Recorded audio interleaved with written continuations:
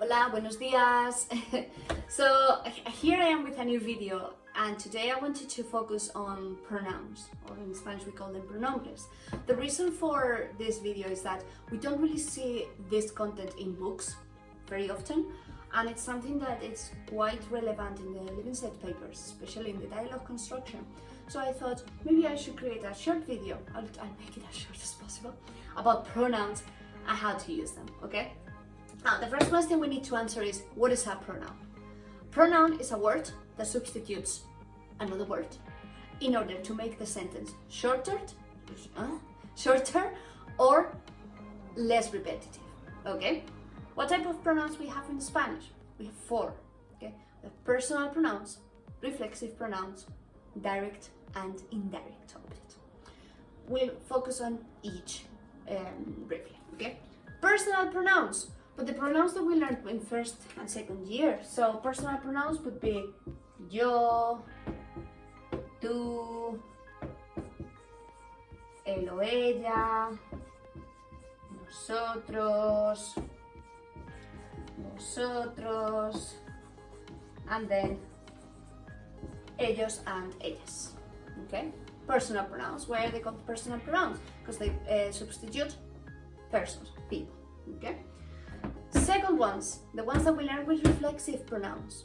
Remember the reflexive pronouns, like levantarse, ducharse, vestirse, those verbs that express something that we do ourselves to ourselves. And those are me, te, se, nos, os, and se, depending on the person. Okay? Personal pronouns, reflexive pronouns, the ones that we learned already. But the reason for this video is for the next two I'm going to explain now. And these two are direct and indirect. Let's start with the direct object. What's a direct object? Pronoun. It's a pronoun that substitutes a thing. Okay? Things in general. There are four of them. If the thing is masculine and singular, lo. If the thing is feminine and singular, la. If the thing is masculine and plural, los. And if the thing is feminine and plural, las. Okay? They substitute things in the sentence to make them shorter or less repetitive, but the pronouns always have to go at the start or before the verb. I'll give you an example.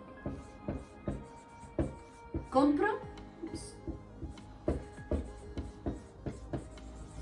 un coche.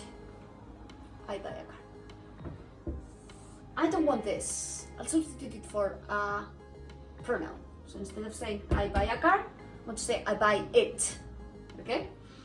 If I want to change that, I look at the object. Masculine, singular, lo. What do we do? This turns into lo, and that lo, that pronoun, will go before the verb. Oops. Lo compro. I buy it. As opposed to in English that we put it before, after. In Spanish, we put it before. Okay? So that would be for any object. You always have to take into account what you have here. If it's female, masculine, singular, or plural, okay? They always go at the start. Now, always, no, we have exceptions. What exceptions do we have? If the verb is not conjugated, so it is in infinitive or gerund. If I say, for example, estoy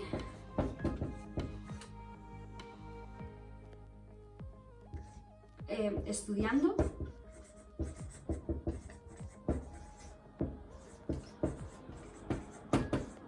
español. I'm studying Spanish. What happens here? Gerund. What do we do with this? Español, masculine, singular, again. Okay? we have two options. We can put it at the start, as we learned before. Lo estoy estudiando. Oops. Lo estoy estudiando.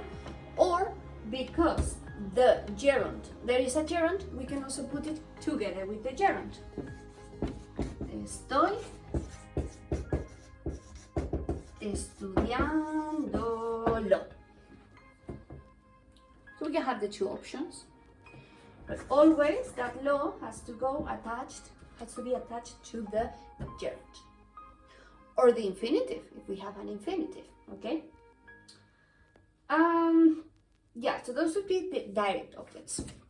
Always substituting things. Now let's talk about indirect. Indirect objects are going to substitute people, but not people as the personal pronouns, but people in an indirect way. Okay, like for example, if I say I buy Peter a book, okay, that Peter is an indirect person because the direct is me because I buy the book, and these are to substitute those types of parts of the sentence. Okay. Because these are going to substitute people, we're going to have but the same number of pronouns as the personal pronouns. We have 6. So we have me, te, le, or la, depending if it's male or female, nos, os, and then les and las. Okay, I'll give you an example. Let's continue with the example of buying somebody something. Okay, if I say compro un libro a Peter. Okay, now because in this case we have the person, it's Peter, I'm gonna use le, and as we learned before, the pronouns go before the verb. Le compro un libro. That's it. Okay? Le compro un libro. The pronoun that we substitute goes at the start of the sentence. Okay? However, what if I want to change that as well?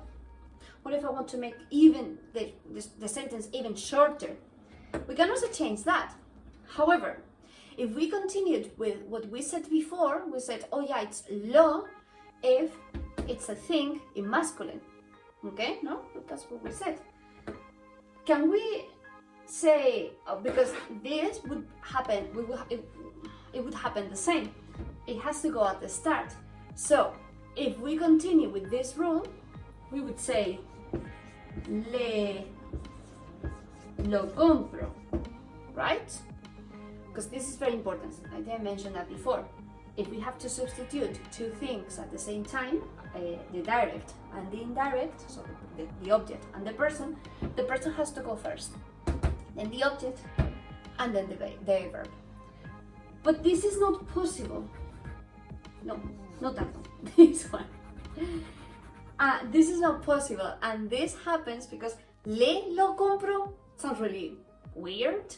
So what we do is, if we have two objects that we need to change, le and lo, direct and indirect, together at the same time, the third persons are going to change into se. Therefore, this would be se lo compro. I buy it to him. You might be thinking, why? Why does that happen? Basically, it happens because le lo compro, it sounds really weird. So it has to change in order to avoid confusion, okay? But it can happen. So we can have a verb, we can have the object, and we can have the person, okay? And that is totally fine.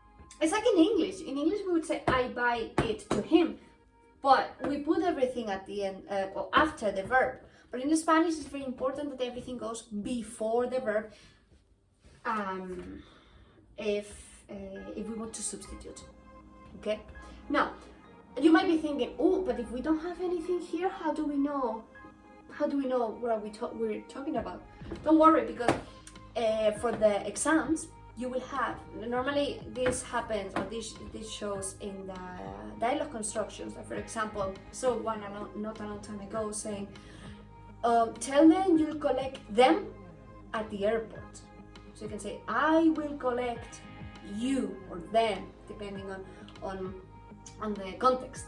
So those, I'll collect them. I'll buy him.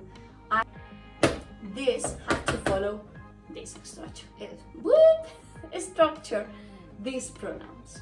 Okay? This is a very short summary, but I would like to create another video with examples. If you want to see more, please don't hesitate to comment on it on this video, because I find it that, as I said before, it's not something that we can find very often, but it could be handy to remember, because at the end of the day, pronouns are another part of the language and the grammar, and it's worth talking about.